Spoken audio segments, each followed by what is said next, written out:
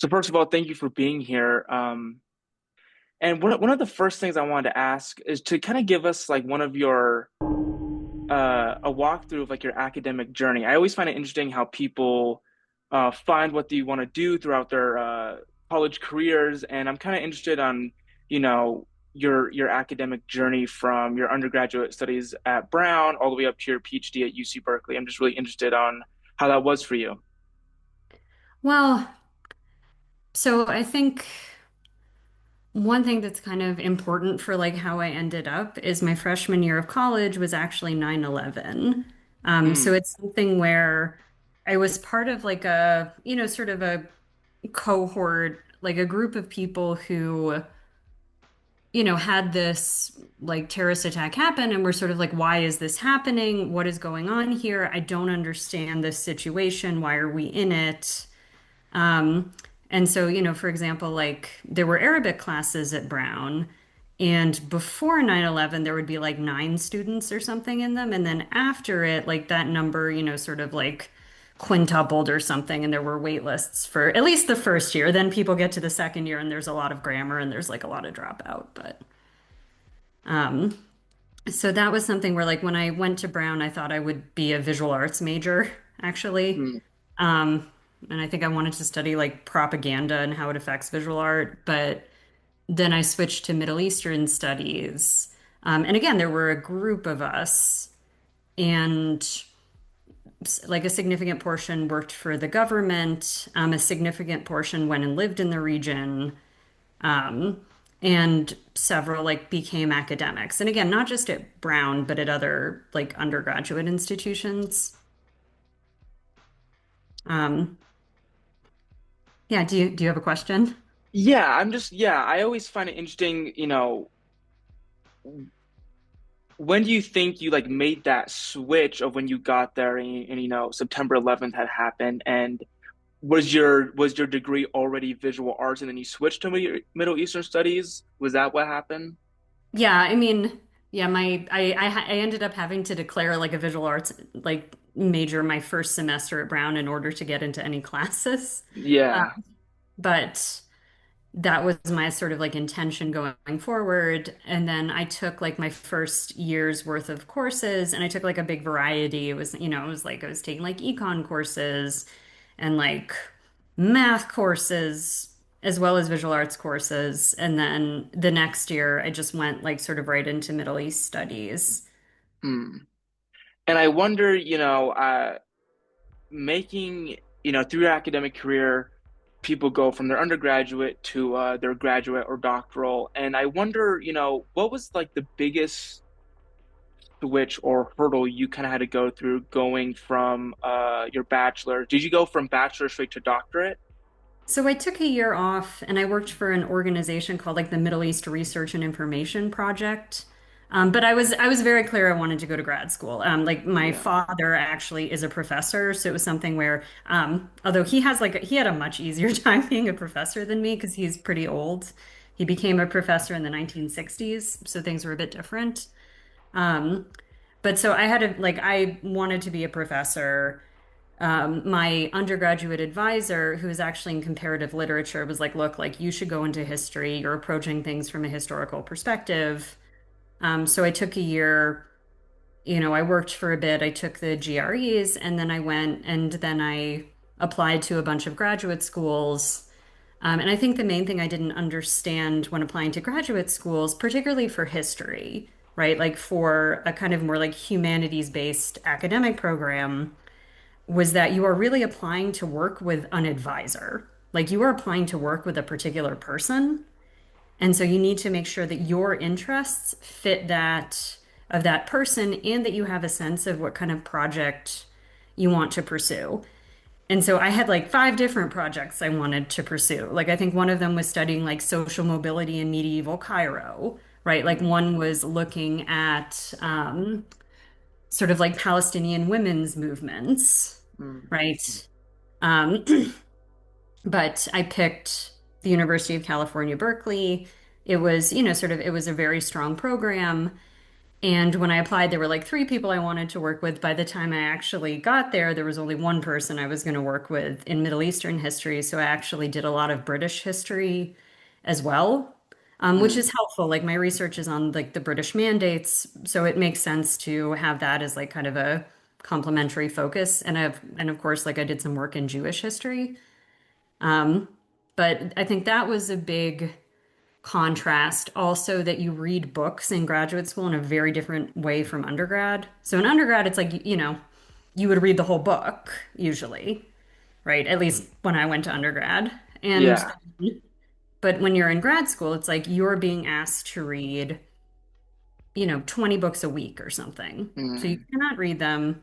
We don't have AI in this day in like that period. So what you do is like you would read the introduction, read the conclusion, skim through the chapters, summarize the argument, think of what is your take on it and how does it fit with other literature.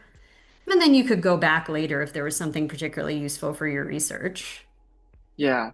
And what ended up being your PhD about at Berkeley? So it was the basis for my book. But so it was really about like the first, sort of two generations of public school teachers, kind of like post World War One in the Middle East, and how their socioeconomic status correlated with their political activity. So it was like a really big kind of, it's like a collective biography. So basically, it's like if you don't have the same information on like a ton of different people, then you use statistics, you use individual biographies, and you put them all together in order to kind of write about a social group. So for me, it was public school teachers in Iraq, Palestine, and Jordan. And I sort of look at them like starting in the Ottoman period, going into the Mandate period, and then into sort of the period immediately post-independence. And how does that, again, sort of what does that do for them as like a social group? How did their salaries change? What's their social status? And also, how did they engage with their governments and different kinds of political ideologies? And then that book, I want to make sure I get this right, is Teachers as State Builders. Hmm. Yep. Okay. And I wonder, what kind of made you like drawn to like teachers and the education system in the Middle East and in Iraq and Palestine? What kind of drew you to that area and that field of work? So, one thing is like the thing I always have found interesting specifically about formal education is it's this place where people like explicitly state their ideals that they want children to learn, right? So it's like a government is like, this is the history you need to know. This is how we think of our country, our place in the world. This is what you should learn. And it comes up against the kind of hard reality of like, these are children, and like, what's the schoolroom like? And does this teacher have other ideas? Does this teacher, have a side gig where they're performing marriages, right? Like, so education was something that I was always really interested in. I would say, like in hindsight, one of the things about studying these countries in the Middle East is it was to a certain extent like a lot of hubris on my part and on the part of that whole generation, right? Like I'm American, right? Like I'm like a short white girl, and it was like, oh, older woman now, but like then girl. And it was like, okay, you're gonna just like go into this region that you've never been to, but you have the sense that you can like learn about it and understand it, right? Even though it's not something Yeah. that you're part of. But for me, I started looking at specifically Palestinian teachers, and then I noticed that because there's no institutes really of like higher learning in the Mandate for Palestine, they would travel. Mm, So it would be something where like a very typical life path would be like you're born in Palestine, you go to the American University of Beirut and get your bachelor's degree, you teach for a while in Jordan, you come back to, or in Iraq, you come back to Palestine, you get kicked out in 1948, and you end up becoming like a minister in Jordan mm. later. And so it was something where I was like, I can't talk about these teachers if I only talk about one country because they move in between them. They work for multiple governments. That's the only way to understand them. Yeah, and you brought up something earlier that is one of the greatest things that I think about is, we come from such a different part of the world, different culture, a whole different understanding. And I wonder, getting Middle Eastern studies, starting that at undergrad and then taking it to UC Berkeley for a doctorate degree and just taking in tons of research. I mean, you're saying you were reading 20 books a week, something around like that. How did doing that much research reshape your like conventional assumptions or ideas of that part of the world? And how do you think it has affected even how you teach some of it? Well, I would say like because one of the things going into it was I didn't have a lot of assumptions, right? Like it was Mm, something I didn't know a lot about. And so on the upside, like I don't know that I had a lot of like stereotypes I was trying to break down. So it meant it's like, okay, well, this is a teacher. So like I understand what, sort of the things people are facing. Um, but I would say I think it's helped me like, because like I will pull from my own research when I can to teach in my classes. So for example, like one group of teachers I studied were Iraqis who went to school at Teachers College Columbia, and they would write dissertations. So I would assign my students like parts of these dissertations where it's someone from Iraq trying to like, because like one of the things that's interesting is a lot of the time they were actually like angry at their own country and sort of saying like look like we need to evolve, we need to have like these different pedagogical methods and we don't right now. But on the other hand, they were trying to argue that Iraq had had a flourishing civilization for thousands of years, like well before Europe, well before like the United States existed, and that that was sort of something really important that meant they could in essence, sort of like be equal to students from the United States, right? And mm. so this is something I would assign to my students, being like, this is a person who has like a very specific perspective, but they're also arguing that they deserve a place at the table. Yeah, and those areas are similar yet distinct in so many ways. And I wonder when studying, Israel, Palestine, Iraq, and Jordan, those areas, what similarities and differences, compare and contrasting them, did you observe in their education system, their teachings, and in general how they taught knowledge?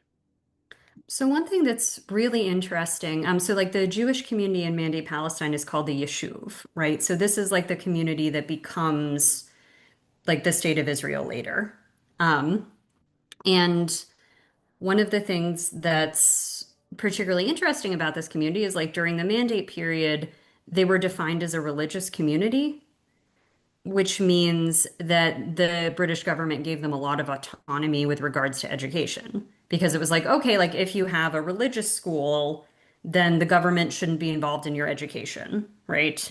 So on the one hand, this really annoyed people in the yeshuv because it meant they got less money from the government for their schools because they Mm, were like, well, you're private, so like you're supporting yourself. And they were like, we would yeah. like more money from the government. You're giving like the Palestinian Arab population more money per person.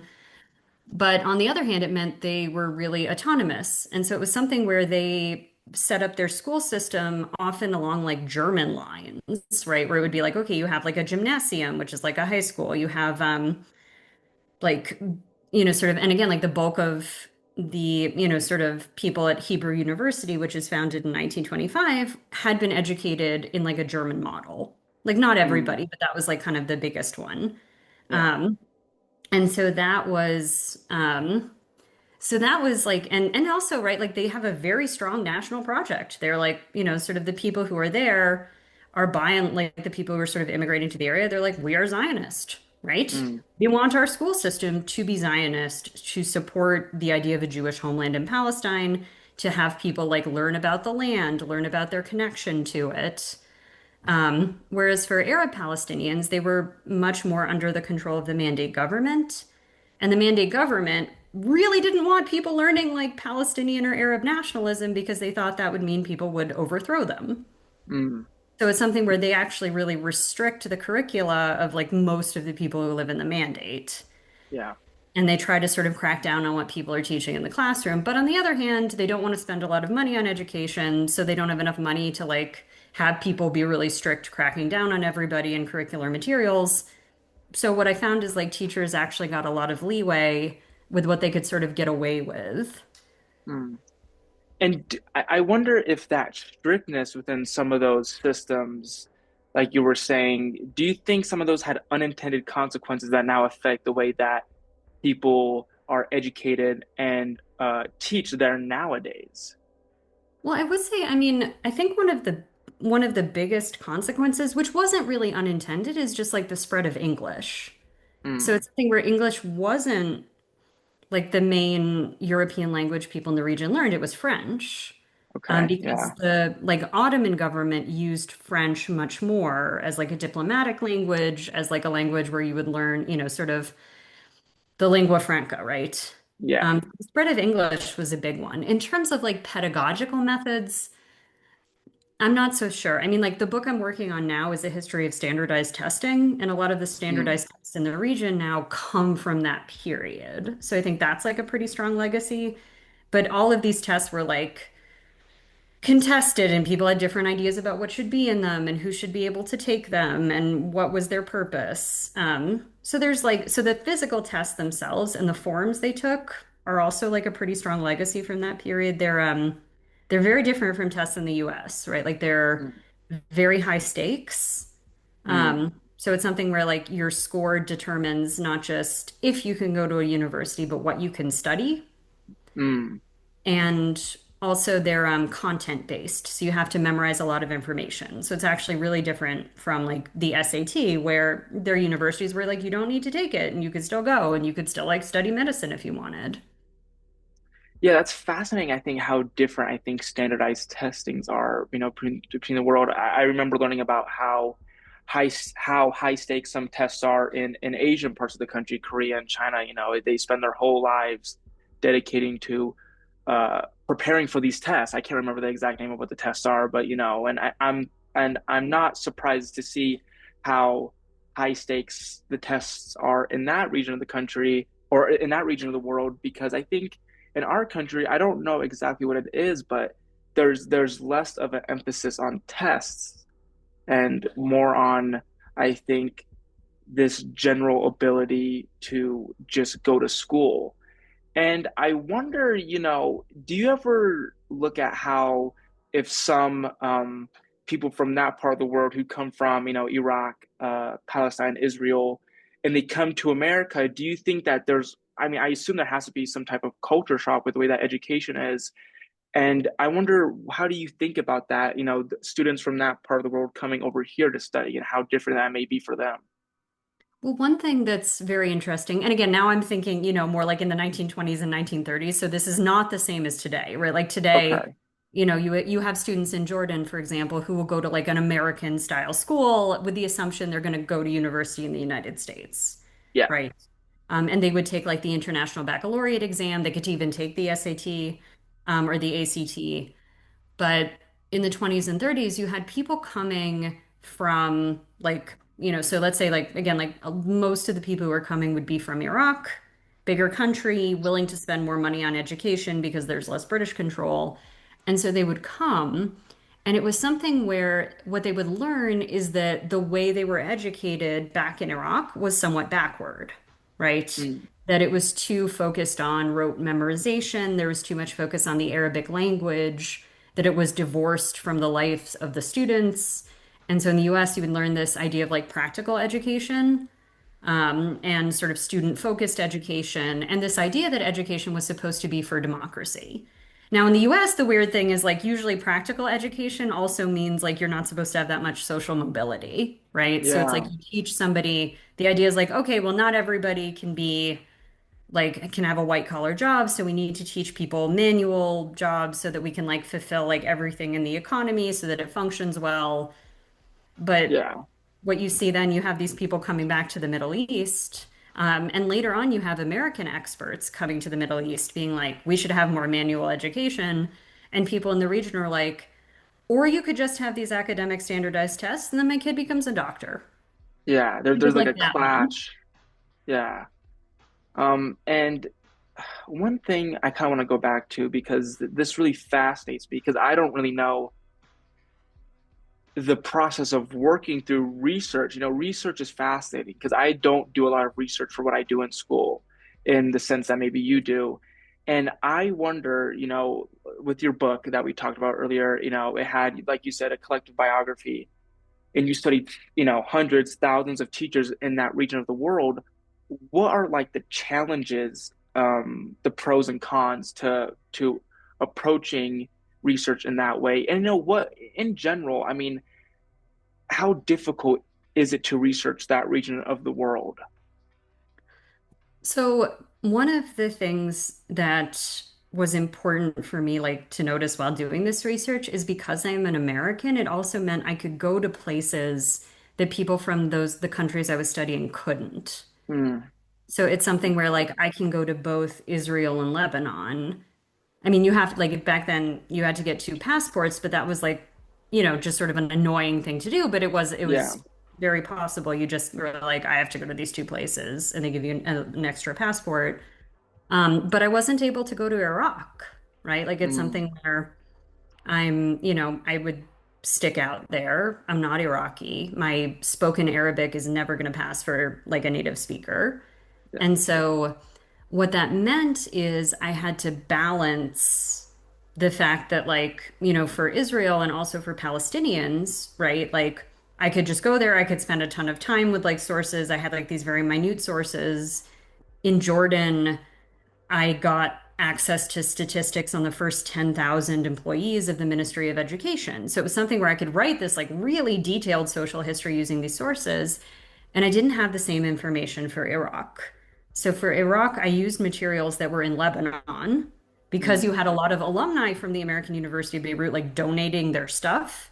Harvard also has like a lot of Iraqi materials. Israel has a bunch because Iraqi Jews who were sort of expelled from Iraq in the early 1950s came to Israel. And again, their materials ended up in the National Library. There's like a research center there focused on Iraqi Jews. Um, but like balancing the different types of sources and levels of sources for different countries was really hard. Also, like, like a lot of the research was, sort of, it was random what I was able to get access to. yeah. Like, so England, if you do research in England, really straightforward. You go to an archive, the hours of the archive are posted. You go into the archive, you request your materials, they give them to you or not. Very straightforward. And like other places, like a lot of them weren't really used to foreign researchers. And so it was like a, sort of a toss-up if they would like to give me information or not. Like in Lebanon, I was helped by a professor because his advisor at MIT was a friend of my father's because Mm, my father was in applied math and his buddy was in engineering, and a lot of people from Lebanon went to MIT for engineering. yeah. And so like, and so it was like this wonderful person like helped me with everything, but that's not something you can count on doing this kind of research. Yeah, I think a lot of it I think is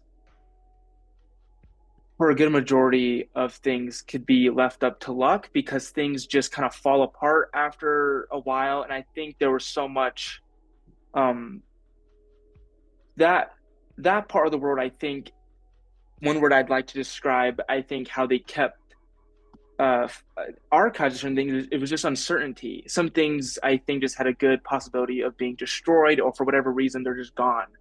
And I think there's a great deal of investigation that just kind of goes on into researching these areas of the world because I think it's easy to look at it from, our perspective from where we come from. We like to think that records of everything are just kept because this is our nation and this is where things are written down and stored into history books. But yet, even though that did occur in that place, I think it was uh, more susceptible to things being destroyed or things being hidden for whatever reason it may be for the political or global uh, points in the world that were going on, the global events that were going on in the world at that time. And I wonder what you think the hardest thing was to do while studying in those areas. Like, what was the most difficult thing that you had to encounter and overcome while researching in those areas? I mean, so I would say like one thing I want to emphasize though is like I was really conscious of all of the privilege I had in being able to do this, right? Like a lot Yeah. of, because it was something even in certain situations, even being like female was helpful because people were less inclined to think you were a spy. Oh yeah. Although again, like I don't know, I was talking with this Kurdish Iraqi in London who was like, I think you're a spy, but I don't care. And I was like, I'd be a terrible spy, but okay. Right. Um, so so again, for example, like Palestinians living in Gaza or living in, or even living in the West Bank couldn't necessarily come to Israel proper and go to the Israel State Archives or go to the Israel National Library, which has like their history in it, right? Yeah.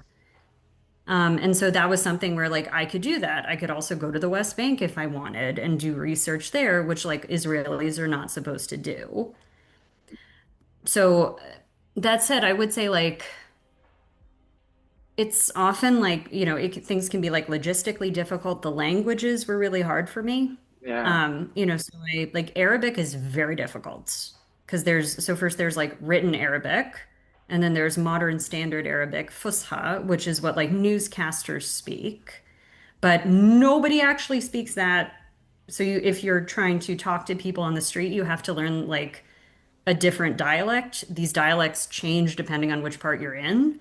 So it's something where like I've studied Arabic for like 10 years and I still like, I still sound like a child when I'm speaking, even if I can pretty much read everything, Yeah. right? So like that is really, really hard. And again, if you were a native speaker of Arabic, this would not be an issue, right? Hebrew, which is my other, sort of main research language besides English and also like French, but French is like comparatively so much easier. Yeah.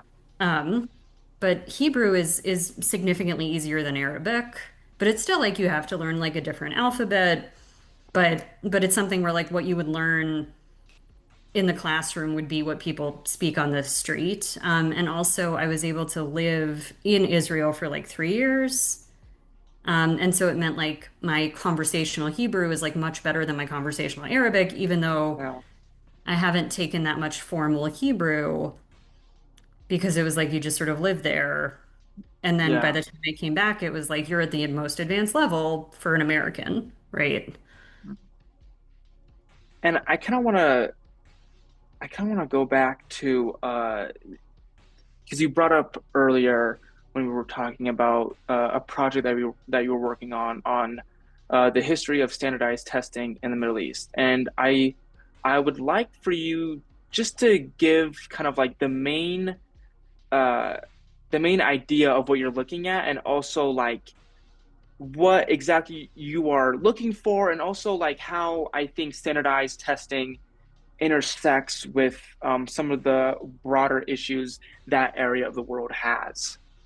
So what I really wanted to look at with it is actually the politics of standardized testing. So the way most people look at it who study it are like, is it good or bad, right? Like, is it good educationally or not? Does it help people learn or not? Does it discriminate against different groups of people or not? And so Yeah. like that question I'm actually interested in. But so like the main thing I'm trying to figure out is like why do you have these things in like in the first place and which like particular political interest do they serve? Um, and one of the things I found is that standardized tests are particularly useful because they can actually serve a lot of different interest groups at the same time because they they basically say like we are a neutral tool to measure people. But what that translates into is, so for example, in Jordan, historically, in order to like pass, sort of a test to like move on to higher education, it's the Tawjihi. It used to be their matriculation exam, but now it's the Tawjihi. It's really important. They can change the percentage that counts as passing. Hmm. And so it's something where, like, let's say, for example, so Jordan annexes the West Bank after 1948, and they make all of the Palestinians living there citizens of Jordan.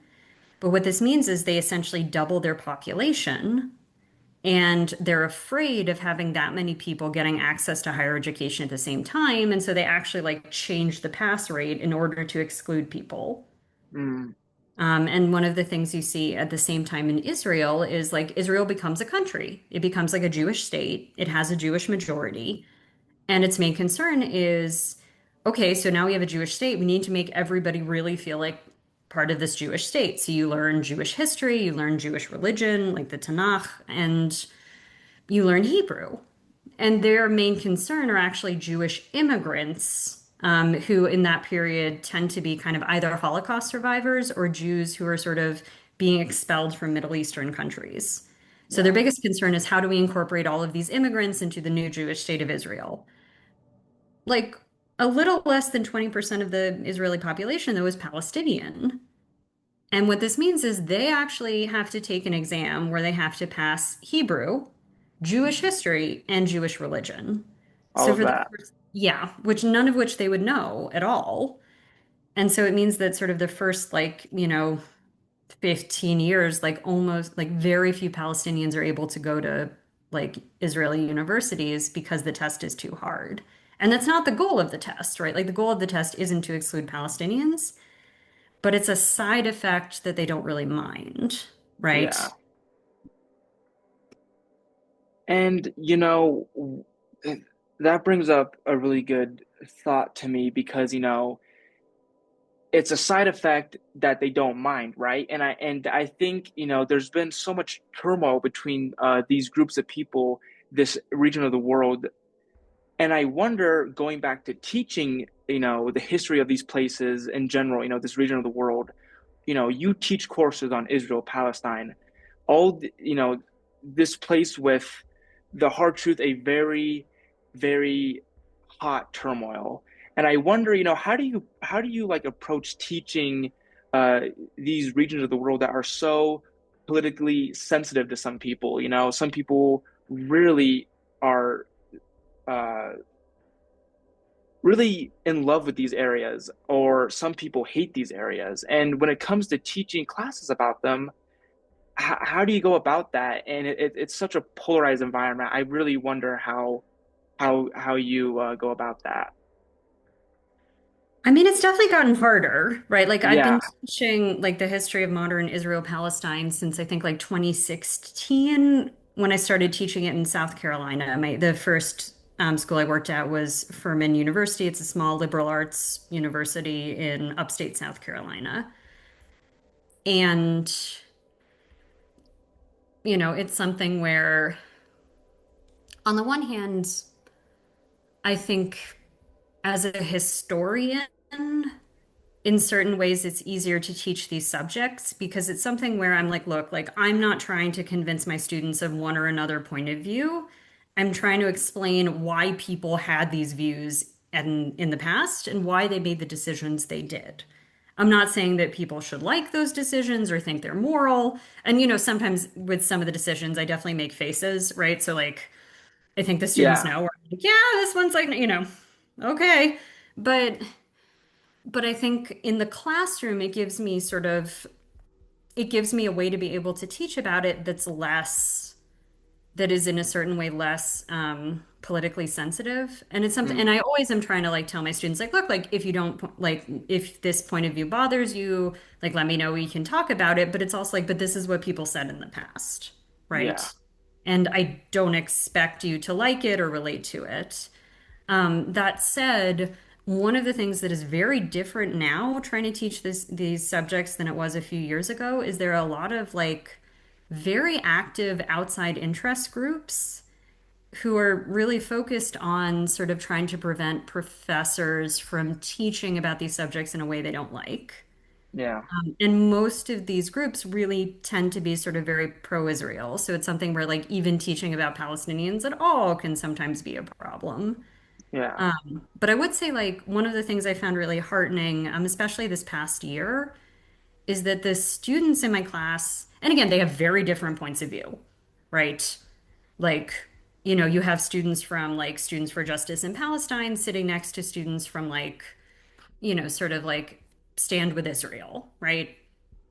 But in the classroom, I'm like, okay, I think you should have a space to express your political views. In the classroom, we're learning about history.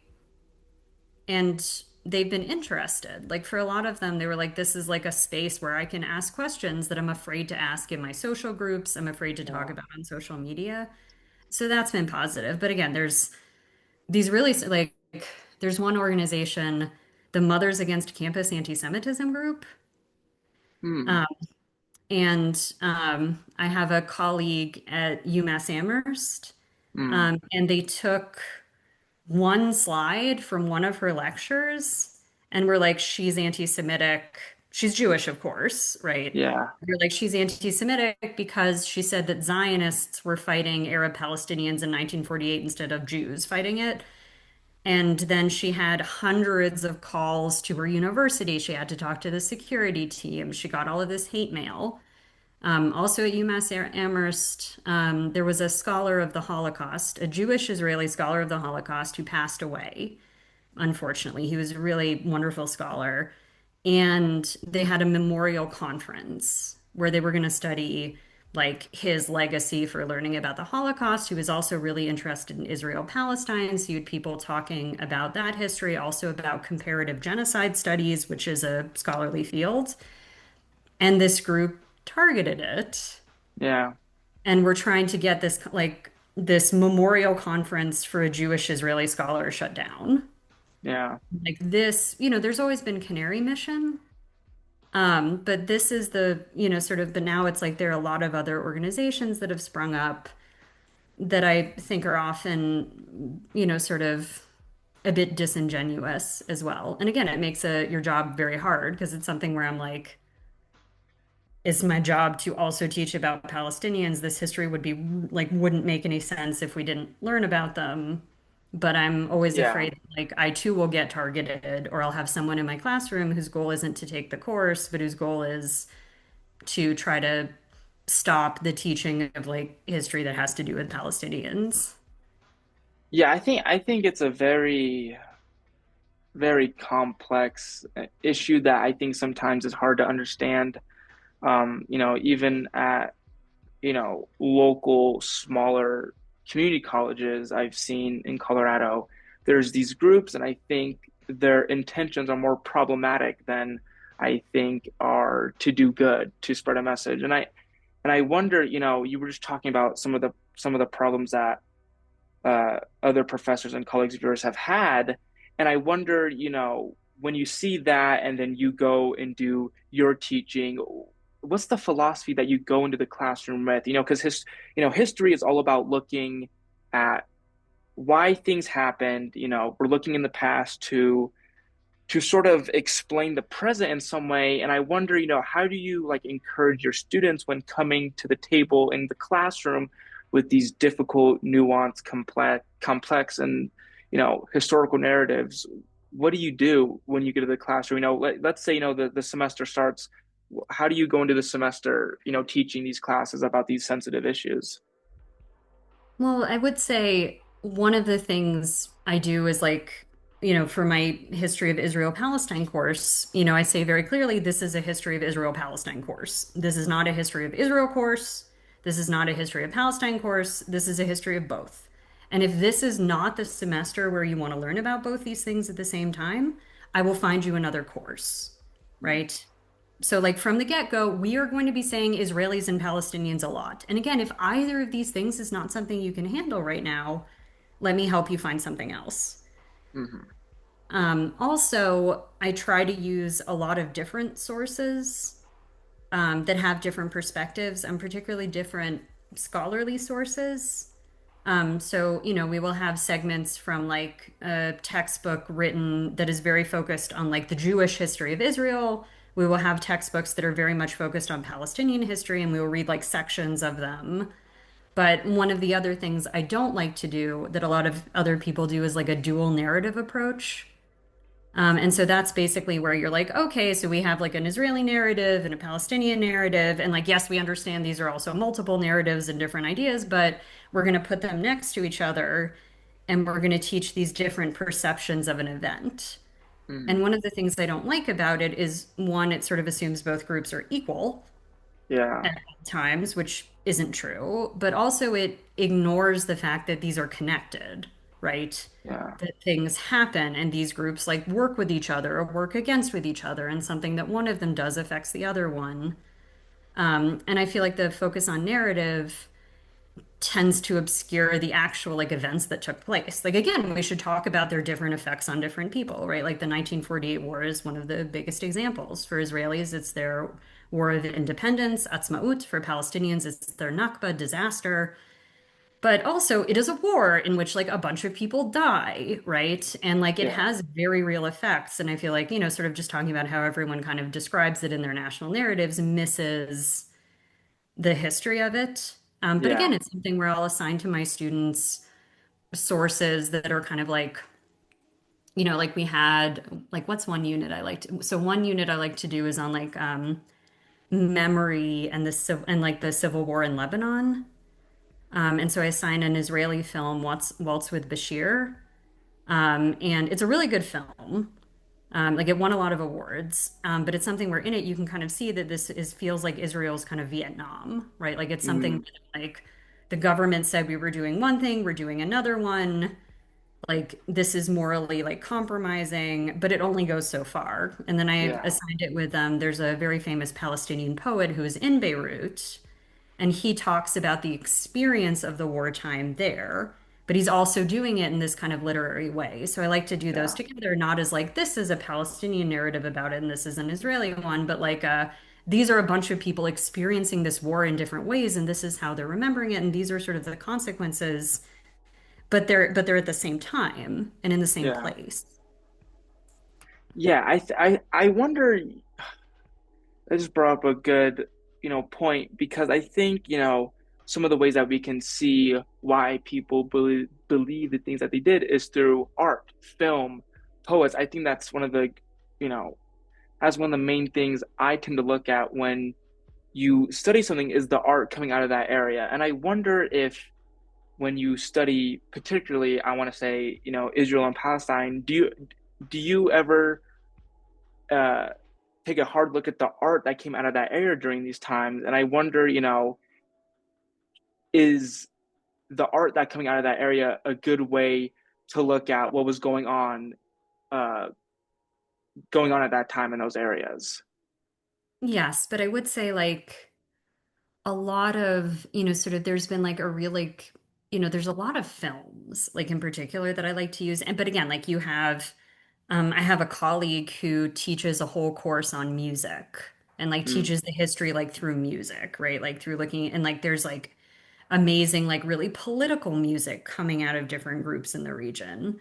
Um, so I do think it's like a great way to learn it. And like I try to incorporate what I can, but like, sort of my expertise tends to be much more in like historical sources and yeah, some literature. Like I do really like there's amazing poetry. And a lot of it is translated into English, so you can like assign it for students. And it is, I think, like a very like poetry in particular is a really good window um, into what was going on at the time. But I don't know. I mean, there are all of these like Iraqi satirical authors that are like really yeah, fun and like, yeah, sort of there's it's a really and I think one of the things um one of the things I wish I could assign more would be actually like novels. yeah, But again, it ends up being like more reading than students are able to do. Like students tend at CU Boulder in particular tend to be taking like a ton of classes at the same time in order to try to graduate early because they don't want to pay that much tuition, right? Like it's yeah, expensive. So you have like, okay, you have a student who's taking like six classes and they're trying to work full time. And so they're not going to read the novel. They're just not. yeah. They're going to like chat GPT it and then you're going to get like really weird stuff that didn't actually happen in it, right? Like, so it's something where I miss being able to do that. Like I used to teach a history of the modern Middle East course at my previous job. Um, and I assigned a novel called like Beer in the Snooker Club, which was about the transition from like to Nasser's Egypt in the 1950s. And it's the loss of like an Egyptian cosmopolitan identity where you had all this diversity. You also, it focuses particularly on like a Jewish character and Armenian characters. And because it's a novel, you can have much more nuance than just me telling you, by the way, Egypt used to be really cosmopolitan. And then when Nasser gets like independence, he really wants like a very strong Arab nationalism that doesn't include a lot of these previous minority groups. Mm, yeah.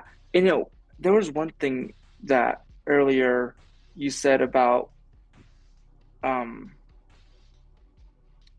looking at one thing that I thought was that looking at uh, literature the most, I think was really interesting.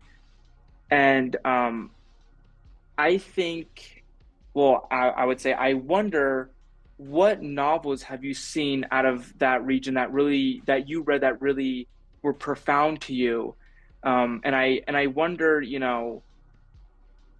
when you did research when you were in your college years, do you ever go back to some of the things that you read then and then assign now in your classes, or do you find yourself looking at more newer things that have came out since you were in college? So I would say it's a combination of both. And also, sort of my focus has shifted much more towards Jewish history in my current job. So Hmm. that has also like kind of changed the materials I assign, like what I'm reading. Um, but it's something where again, like I was mainly focused in comparative literature as an undergrad, and so it's like, well, you have this like wealth of material that again like was translated, so it's nice to be able to go back and assign it. But I'm always asking colleagues, like, have you read something good lately? Is there, and I would try to look. Um, but I would also say like I don't read like I read for pleasure if I'm not working. And so usually Yeah, the things I'm reading are not like specifically focused on the region because I like horror and science fiction. But um, some of like one of the novels that I read, I think parts of as an undergrad, but I've come back to over and over again is like it's Amos Oz. He's a Jewish Israeli author. He writes A Tale of Love and Darkness.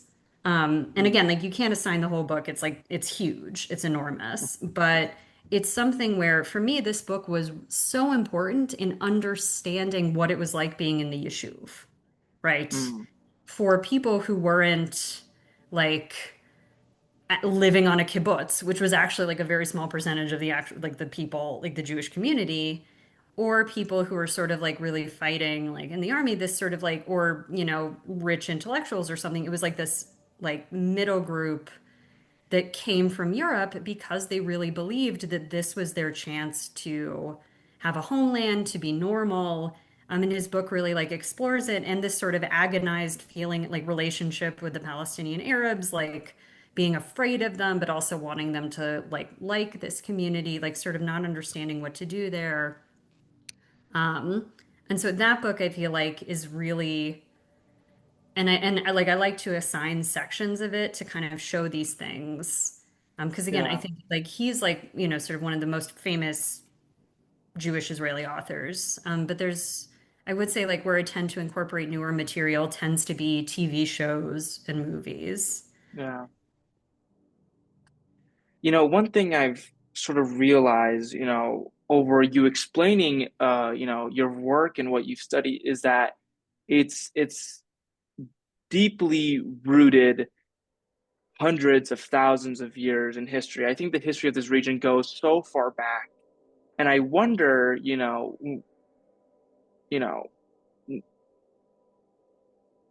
if you see younger students and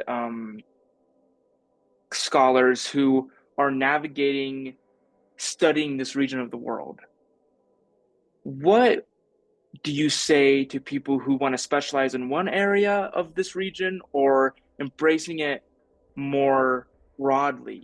So let's say someone was more interested in studying just Jewish history, but there was someone more broadly wanting to study Middle Eastern history.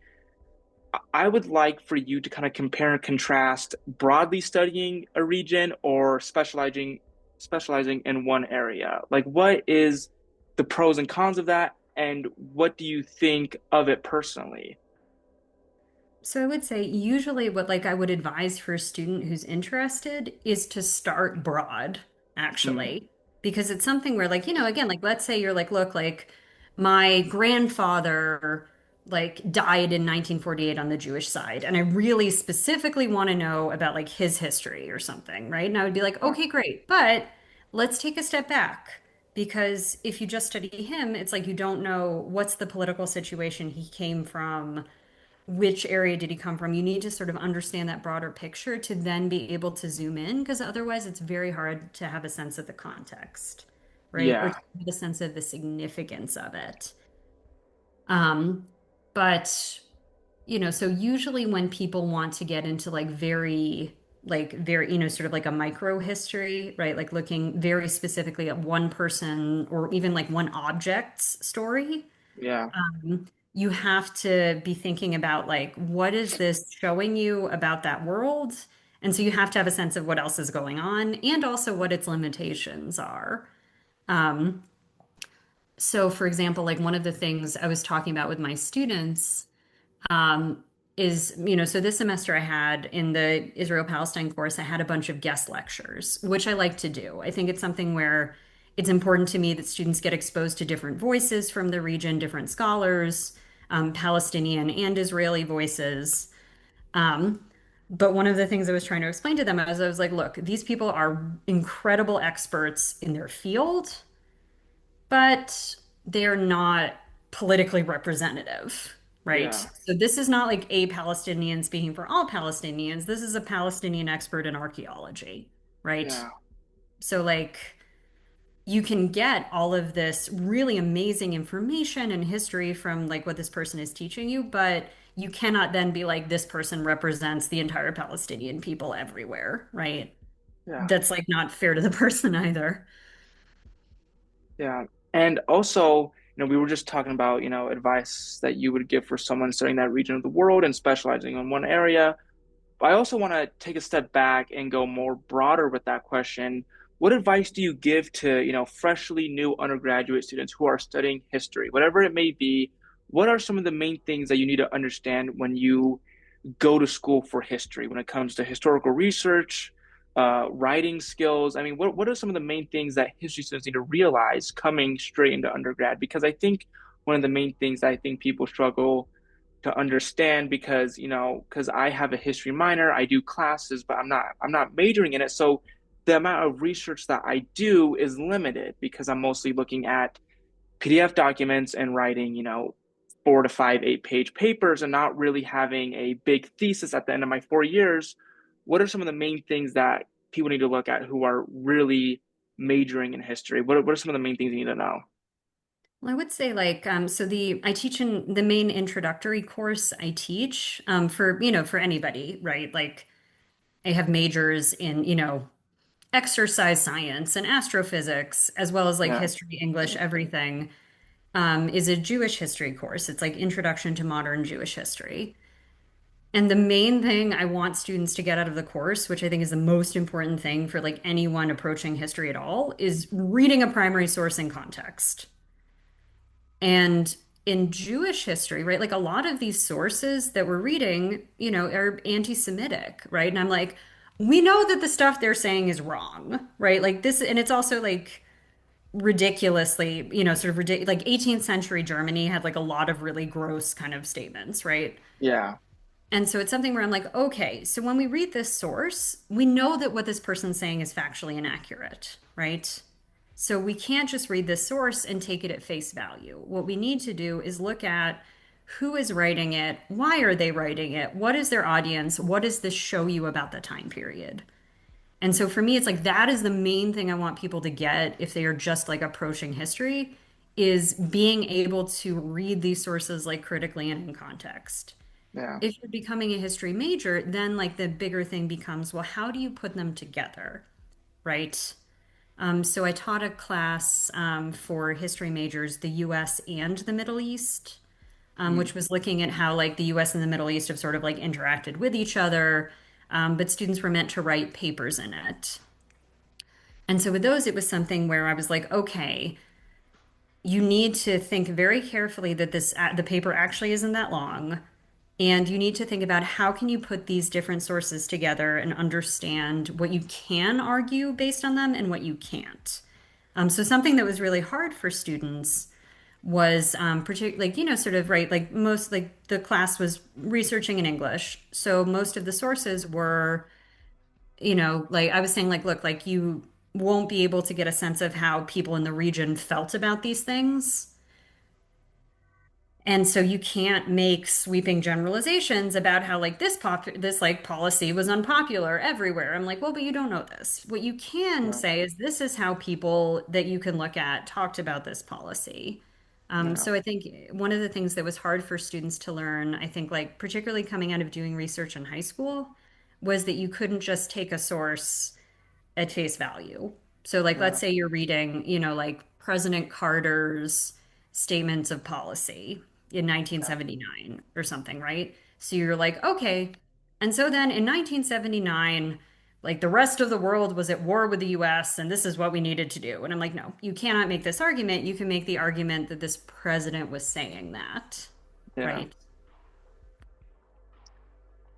One thing that fascinates me is the evolution of people over time. And, we can look at this at historical figures or even ourselves. And one thing that I wonder, especially for people who have spent countless amounts of time and work in their field of study to where they are now, teaching or whatever it may be, I wonder how your understanding of history has evolved over time. Because, even for me, I used to look at history as this almost like photographic imprint of just how things were, and then things changed and they're over.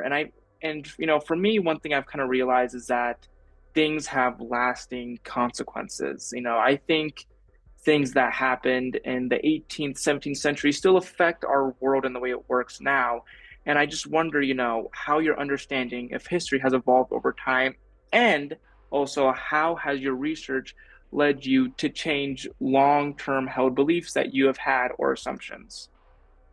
Well, I would say one of the things that I'm really struck by when doing this research is that people in the past were also I feel like people in the past were like much more rational within their world systems than people give them credit for. And like particularly in the Middle East, right? Also particularly for Jews and other places too. Like there's this sort of assumption that people are really driven by ideologies. And I'm like, no, like often that's not the case. But on the other hand, we have to take very seriously people's very different worldviews, right? So I used to teach a course on early modern Islamic empires, which is really fun. But one of the things, I was explaining to students is I was like, look, like these people are making decisions based on what they think is better for them. But also, we have to take seriously the fact that they thought there were omens, right? That like you would see like a bird and this would have a particular significance for how you should go about your day, right? Yeah, Or that they really believed there were spirits or that the end of the world was coming imminently. And so you had to change your mind. And so it's something where they're making decisions within this very, very different framework. Um, and so I think it's something where, at least for me, there's like a constant push and pull between the like putting yourself in someone else's shoes and understanding they're making this decision that they think is best for them or best for their family or best for their country, while also knowing that the way they see the world is incredibly different. yeah, Like, I mean, this is a discussion I have with like my students a lot where I'm like, no one in the 19th century is woke, right? Like, they are not going to use the same language to describe different people. They don't see the world in this way, right? yeah, But usually they're not out to just like maliciously hurt other groups of people for no reason. Usually they have like a set of reasons why they're doing it. And we may think those reasons are morally abhorrent today, but this is why they were making those decisions at the time, right? So it's something where you're trying to kind of square the circle of like, we have a very different way of looking at the world, but they're also making decisions that are in a certain sense practical a lot of the time within that particular group. But I don't know. I mean, one of the things that, so I'm also constantly updating my teaching because the world is changing, right? yeah, So for example, this semester I put in a unit on religious Zionism, which I haven't done before because Israel's current government, like its governing majority, like the ruling coalition, has a significant number of religious Zionists. And so their worldview, their beliefs, their understanding of how things function, of how they see other groups of people is really important for understanding Israeli politics. yeah. Yeah, and you said something that was perfect, like being able to put yourself in someone else's shoes. And I think that is one of the key abilities to, I think, really understand history and being able to write accurately and authentically about whatever you are studying historically.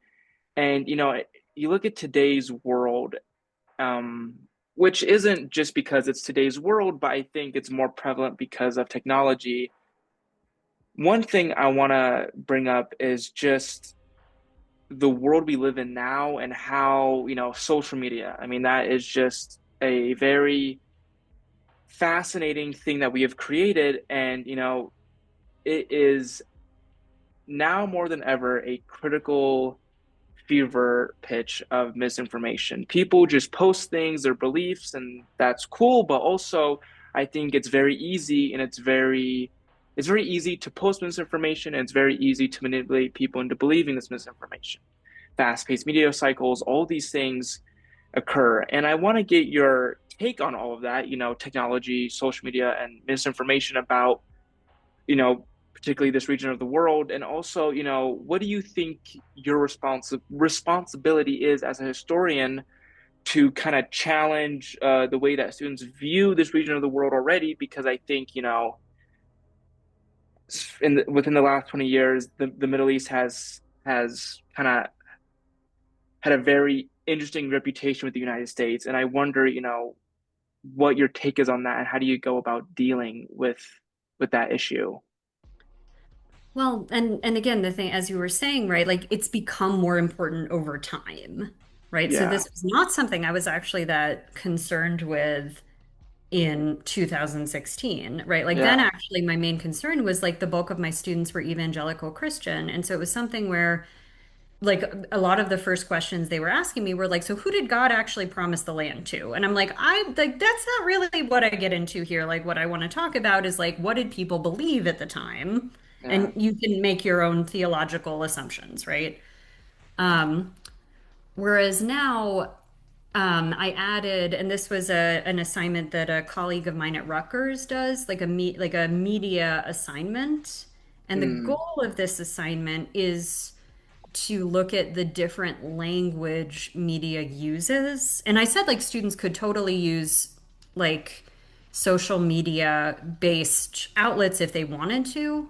The one thing they had to do is they cannot use anything that's an opinion piece, right? They have to use something that says, I am reporting on something going on now. So it Yeah. can be like a Palestinian reporting in Gaza purely through social media. That's fine, but it can't be, sort of an analyst saying like this is my take and what I think is going to happen in the future. And so with this assignment, which again my colleague came up with, and I liked it, I changed it a bit, but what you have students do is you compare three different news sources on the same event. So they Mm. have to be taking place within 24 hours of each other. And the goal is for students to look at the different language that news sources use, what perspectives they focus on, who do they interview, who is like the last person quoted, how do they describe fatalities in particular events. And so the idea with it was less to be like you should use this news source or not this news source. And I also told students they could choose whichever ones they want. Like if you want to use all like super right-wing Israeli sources, great. If you want to use all super left-wing ones, Palestinian ones, American ones, British ones, German ones if you read German, whatever you like. But the goal was to get students to notice how the language of these supposedly objective sources was shaping the perception of the reader. And also, who is the reader? Like, right? So it's like, Yeah. okay, like, why would this be something that, again, like a more right-wing Israeli would want to read? Right? Or Yeah. why would this be something that people who read the New York Times would want to read? And I felt like that assignment was actually really helpful. Um, but again, it's something where I'm not going to tell students to read particular news sources, Yeah. right? Because again, it's like you should figure that out on your own. I'm not trying to shape their politics, but I am trying to have them pay attention to what is the political bent of these news sources, how is it being used, and how does that change the way they report on things. But again, then you can make your decision as to which source you prefer.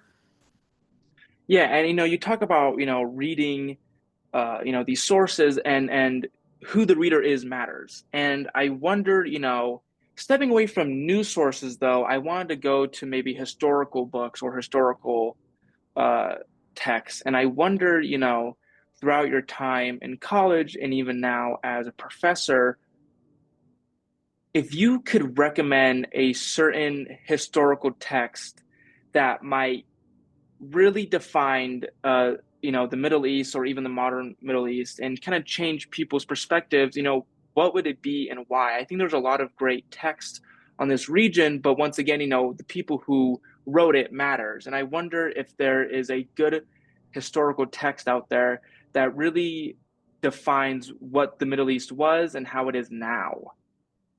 It's hard. I mean, it's something where for Yeah, the question, I would be like, you have to read multiple things. And yeah, also, and again, with my students, a lot of times like their political beliefs mean that, again, they're willing to read something in class, but outside of it, it's like you want to read something that confirms your politics. So it means yeah, that certain books won't work for some students that might work for others.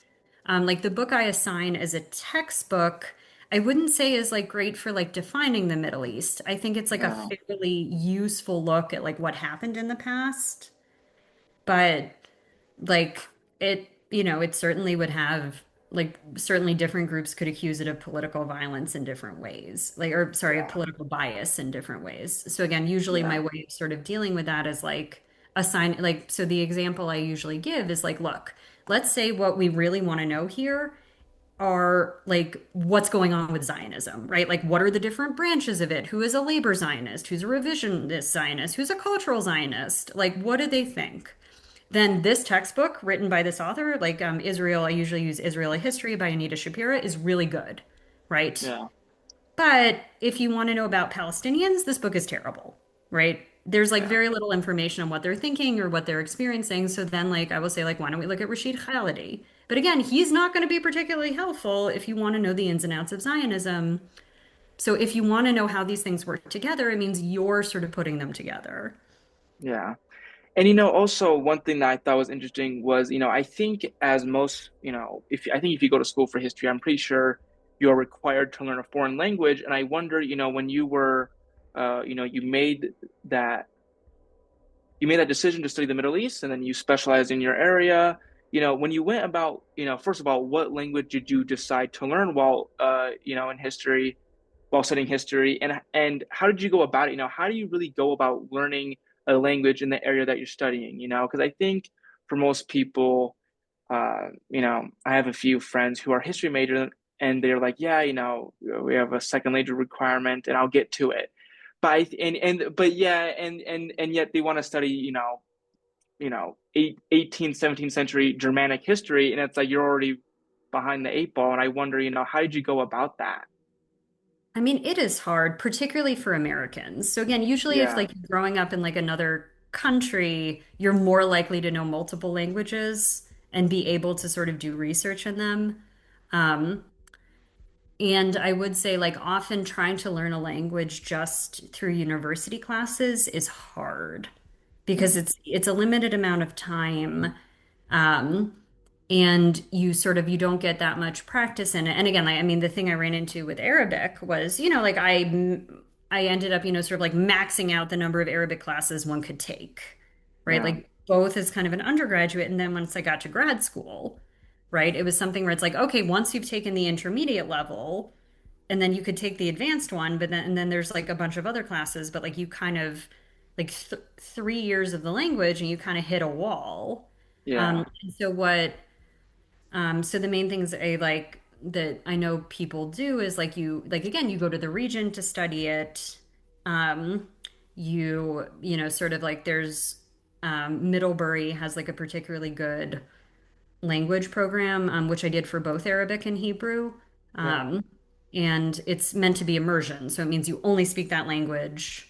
But again, it's not the same as going to that area and trying to speak it. If you're trying to learn like a dead language, right, then usually what you do is you like find someone who already knows it and you work with them.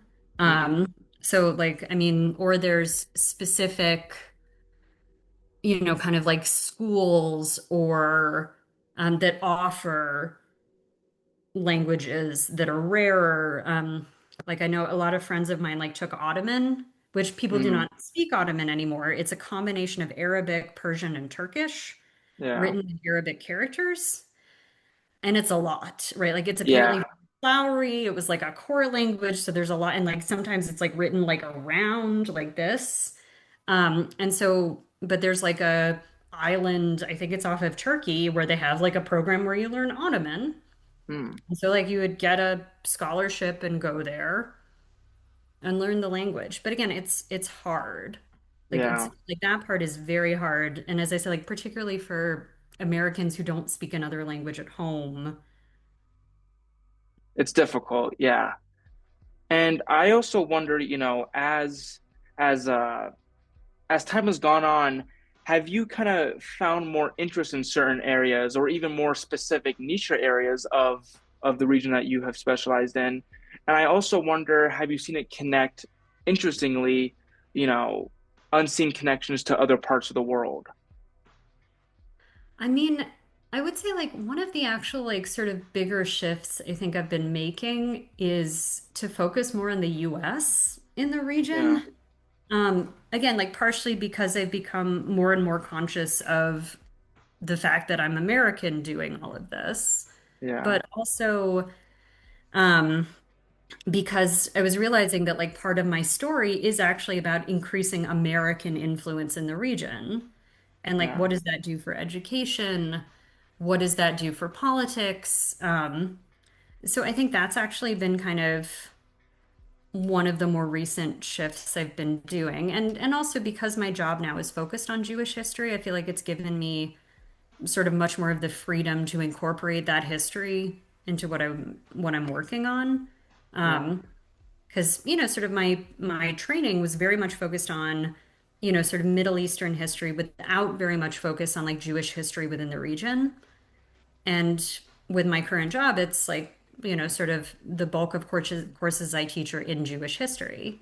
yeah, So, for example, came up with a course in the fall called like Jews in and of the Middle East, which is trying to sort of change the way people normally tell Jewish history. Because like yeah, my intro to Jewish history course is mainly focused on European Jews and then sort of showing contrast to Jews in other areas.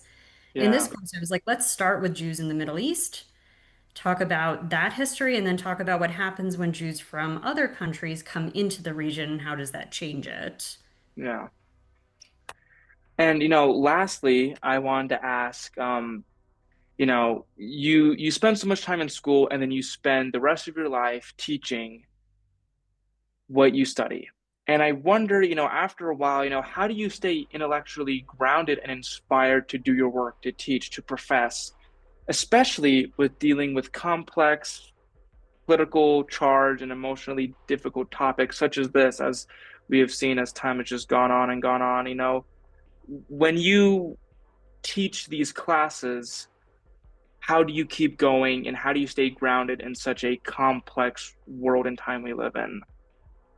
Well, I would say like one of the things I really like about this job is it changes a lot, right? So like Yeah. it actually really doesn't get boring because first you have no idea who's going to walk into your classroom, Mm. right? Like students are always sort of, like I learn a lot from my students. Like I think, yeah, like one of them was like, "Oh, we should do a fit check," and I was like, "What?" Right? But like they also give me, sort of like they ask different questions and they push me to learn different things. Yeah. Um, and in teaching the courses, it's something where even if you're not updating the content, you have to update the assignments every single semester because of how much change there's been. So, right with COVID, it was something where you had to adjust to the fact that you couldn't require attendance, right? Yeah. And again, now I went from doing take-home exams to in-class exams because of AI, Yeah. right? And it's something where like and it's something like one of the things I tried in the fall was I had said, you can use AI any way you want. You just have to tell me that you're using it and explain to me how it's helping you. And like no one did that. Everyone just sort of lied about using it. So I was like, okay, Yeah. we are not going to Oh, do that. So now what we're going to do is we have in-class exams and no AI use is permitted. And yeah. if I think you're using AI, you get a zero and you can fight me. But I would say like In the classroom, AI has actually been much more challenging than the political situation because it's something where you get, Yeah. I don't know, I read a paper where one of the things they were arguing is that the thing is AI, like what it's actually doing is trying to sound like a person. So when you ask it a question, it's not actually answering your question. It's trying to give you the answer that sounds the most like what a person would say. So it's not Okay. actually Yeah. trying to give you the information or not. So again, it's like I've gotten a lot of weird assignments that are sort of like kind of relevant to the topic, but aren't the topic. Or like people Yeah. being like, yeah, like I used AI to like do research, and I'm like, all of this is wrong. Or like this Mm, isn't from the class. So that's been something where it's like you really need to change what you're doing all of the time. Like every single semester, I change it. So again, yeah. even like, my Jewish history course, I've changed the content a little bit to focus more on Jews in the Middle East and to focus more on Israel specifically and how it affects like American Jews in particular. But most of the content stays the same. But every semester, I'm like trying to figure out a better way of getting students to learn and being able to measure that learning accurately. So again, like it Yeah. keeps you on your toes. Yeah. Do you think AI will get worse as time goes on within classrooms? I mean, it's something where I like again, like every professor I know is just kind of like, this is defining how students are doing their work. And so we need to think about what does that mean for trying to measure their understanding? Because Yeah. it's something where like I mean, I don't know, I had a colleague whose office is next to mine, and I hear a student come in and the professor is like, look, like this made up a quote. It's not real. It's not from the reading. You used AI. You get a zero, go to the honor code. Like you're reported to the honor code. And I was like, wow. And then he did that 6 times in a row with just student after student after student. And I was like, wow, like this, like, what are we doing here? Right. Yeah. And also, I mean, my favorite part of it was he was like, the book is online. Like you could just copy paste from the book without even reading it and you wouldn't get a zero. But again, like students' first impulse was to go to AI. Yeah, I Um, think it's such a crutch, I think, because I think, you know, because I'm a student and I use it in a way to where like when I look up things, I'm more intuitive to ask AI rather than look it up on Google. And even if you look it up on Google, they give you an AI answer now, right? So yeah. it's like everything is so AI. And so I find it interesting, I talked to some of my professors and like, yeah, we need to find a way to kind of get around it. And it's like, I don't think there's any way to get around it. I think it's just something that we're just going to have to deal with. And I think because like no matter if it is against the honor code or the rules or not, people are always going to be doing it. And so I want because if that's the case, then I wonder, what are we going to do to live with it? Because this is going to be such an integral part of our lives. Our search engines, Google, when you look up something, 95% of the time it gives you the Gemini AI prompt, and then it gives you a list of sources that it used, and it's just, I just wonder how, university work will look like 10 or 15 years in the future. And I wonder you know, if we're just going to sort of deal with it. Well, I would say for me at least, it means I can't use writing as a way of measuring student understanding anymore. Like Yeah, one of the things you had asked is like, oh, like as a historian, shouldn't you learn to write? And it's something where I'm like, but I can't teach it anymore yeah, because if I assign a prompt the student will do at home, they just ask the AI. yeah, And then you get this sort of weird paper. And the thing is also like, even if the AI turned up a good paper, which I don't see very much, it still doesn't mean the student learned the content, right? So it's like, I don't want to obtain a paper on this subject. What I want is for the student to learn it. And I feel like the yeah, problem with the AI is it makes it harder for the student to learn through writing because they're not writing it, right? Like they're asking yeah. the AI to write it, and the AI is writing something that sounds like a person writing a paper, but doesn't have a lot of information. So I think for me, again, and I've been actually really happy with the in-class tests Because I'm like, even if you used AI to study, like something had to go in your brain for you to put it on the test. Although Yeah. I did have one student write an AI essay in a in-class test. Are the tests online, like on the computer? Nope, nope, they just looked at Oh, their phone, right? So ah, like, and again, I was just like, nice. but this means like again, like if you had just not looked at that and like made something up, you would have gotten a 50, but Yeah. you double cheated, so you get a zero, right? So I think Yeah. that so it's again, it's really changed the way I assign things. But I think because again, I think the part that's hard for me is not like if students are using AI to help them learn, that would be one thing. But again, where I've seen it is sort of a substitute for the information going into the student's mind, right? It's a way of completing the assignment Yeah. without learning it. And as a professor, like my goal is not to just like possess a bunch of assignments. It's for the students to learn the material. So, Yeah. well, and again, as I said, like I was interested to see if students could kind of show me how they were learning through AI. And then it was like, well, no, we can't because we're not learning through AI. We're using it to do Yeah. work that we know we should be doing. So the other thing I Yeah. found very funny was that CU Boulder did a study of like 4,000 students. And they asked them, sort of how are you using AI? And it's like to brainstorm, to organize, and sometimes to complete assignments, particularly also like equations, like being able to Mhm. sort of like coding, things like that. Oh. But the part I found very funny was it's like, do you think your professors should use AI to grade? And it was like, no, or to do their Yeah. lectures. And I was like, okay, so you maybe understand that this isn't but the other thing is, as I said, like I think one of the things I also understand about it is again, like they have too much work and they Yeah. need the credential.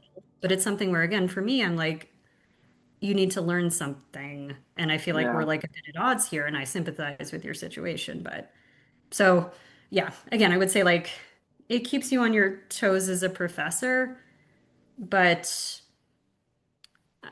again, I have yet to see it in a way where I really felt like it was enhancing student understanding. I think the only things I've seen it be more useful for are certain mundane tasks that don't require thought and aren't really helping you learn, but that it can do faster. Yeah. Like Yeah. I used it to alphabetize something that was really Yeah. long. It's great for that. Yeah. No, I had to do like biographies for papers. It's great. It does a really good job at doing that for the most part. But also, I wonder, you said earlier that, writing, you can't see if someone's learning through writing anymore. Last question, by the way. I know we're Yeah. almost out of time, but so then how do you see if they're actually learning it? Like how do you actually see? Well, it's hard. So again, I Thank think you. that the in-class tests are something where again it's like one of the main reasons I can do them is because U Boulder now has a student testing center that can accommodate students like accommodations, which I wasn't able to do before they opened this center.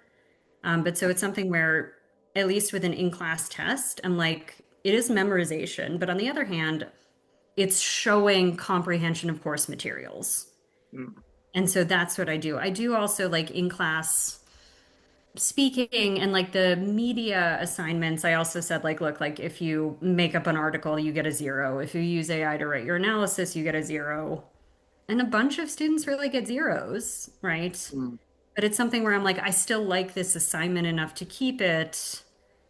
But again, like those are, sort of really the only strategies are having students in a situation where they cannot look at the AI yeah, and then asking them in various ways to do it. But I don't know. I have had students like lead discussion in class. I don't do that in my Israel-Palestine class right now, but I've done it in all of my other classes yeah, and my smaller ones. And I had a student with an AI presentation, and like everyone was bored out of their wits because it was just kind of like, here's a lot of words that didn't say anything. yeah, And I just am like, I don't, again, like it's a presentation. Like you don't need to write out everything. You just need to talk about this person in the reading. yeah. Yeah, I can understand, it's just such a changing world and it's just not what it used to be, from even when I was in high school. Because like it's just weird to even think about because I was in high school less than 4 years ago, and like the way I did my work was like so different than how I do it now because like I use AI. I just do it because I hate it when students are like, oh, I don't use AI because like you do, everyone does. And I just think there's smart ways to use it, and then there's like not smart ways to use it because it's so clearly defined in syllabuses at the start of every semester that you can't use AI. And some people can get away with it, and that's, cool, I guess. But also at the same time, it's like you're paying to go to school, and I think it's a disservice to yourself because like then what are you even here for? But yeah. But I would say also, I think one of the things that I've struggled with as a professor too, though, is not just to try to like punish people using AI with their grades, but also to like reward people who aren't. Yeah. And it can be hard to like strike that balance too, because it's something where, I have like students have a lot of reading, and then it's something where they're like, I understood it really in depth, and this person like didn't understand it that much, but how can you like give me a better grade for greater understanding and not this other student? I'm like, that's a really good question. Yeah.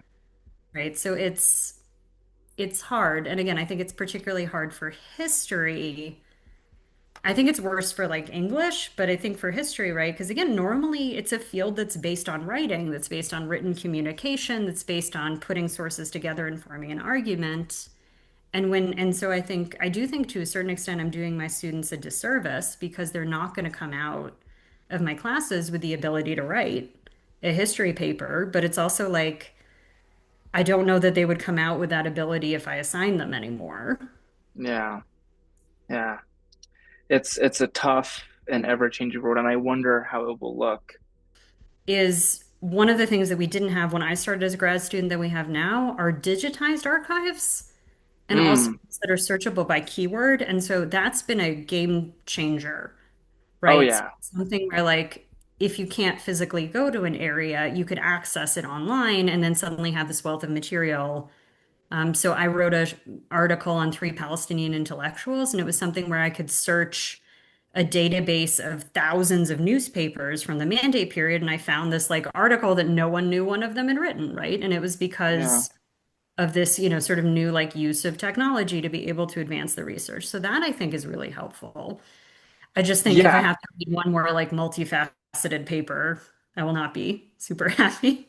Yeah, no, I should have brought that up because yeah, I think, digital archives are amazing. I did a research project last year on in favor of nuclear power plants in the eastern United States, and I just remember going through this archive just full of data sheets, and it was just, yeah, because I'm sure back in the day you had to go to a library and you had to search through that. So I don't know how that worked then. I don't know how it worked, but it's like it's so different, and it's just, yeah, it's crazy how different things are than how they used to be from what I've heard. So, Well, and also yeah. you can get stuff sent to you. Like right now I have like this, which is like a report from Jordan from 1967 on their Oh, like yeah. education system from like the library. And I'm like, this is amazing. Yeah. Yeah. Yeah, yeah. That is really cool. I haven't had things sent to me yet, but maybe later in my career I'll have things sent to me. But Interlibrary loan is great. okay, understood. I'll have to check it out whenever I get back into my history classes. So, Professor, thanks again. This was an awesome conversation. Um, Thanks again for what you do, and have a good day. Thanks for being here. Yeah, thank you too. Have a good day as well. You too. See ya.